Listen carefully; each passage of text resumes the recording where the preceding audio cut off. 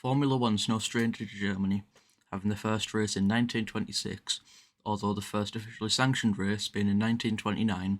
21 years before the official creation of Formula One as we know it, leading up to the latest Grand Prix in Germany being in 2020. Formula One's raced at the Nürburgring GP circuit in many forms, being the European Grand Prix in 1984, 1995 to 96, the Luxembourg Grand Prix in 1997 to 1998, and latest, the Eiffel Grand Prix in 2020.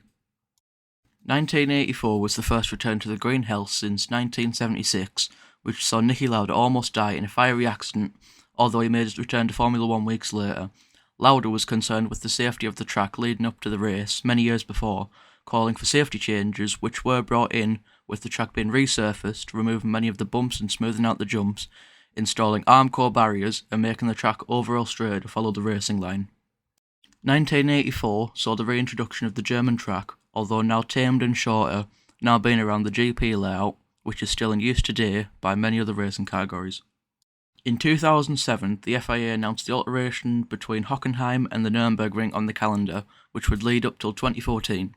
which the new owners of the track couldn't reach a deal to keep hosting the Grand Prix at the track, which meant the German Grand Prix till 2019 would be held at the Hockenheim Ring. Formula One raced at the Hockenheim Ring from 1970 till 2019, however it hasn't returned since, although many fans are asking for its return. The track's taken many shapes and sizes since its creation. However, it wasn't raced at by Formula One until 1970. At the time, the track was extremely fast, having only 16 corners and very long straights, then having a tight technical section to end the lap. This meant that the track was almost as long as modern-day Spa, being 6.8 kilometers long, which meant that, such as in 2000, the track was only half wet, with the slower section being rain-soaked, while the fast section was completely dry. This led to a dangerous point of what tyres the drivers should pick: either go with the wet and have to drive with them in the fast section where it's dry, or take the dry tyres and use them in the wet section. The long length of the track led to a former Mercedes employee who had been sacked running onto the track in the fast forest section, which showed the track needed a refresh as it was too long and had many safety concerns, which this race showed.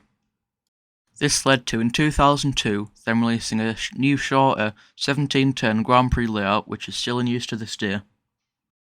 So why is F1 not in Germany now?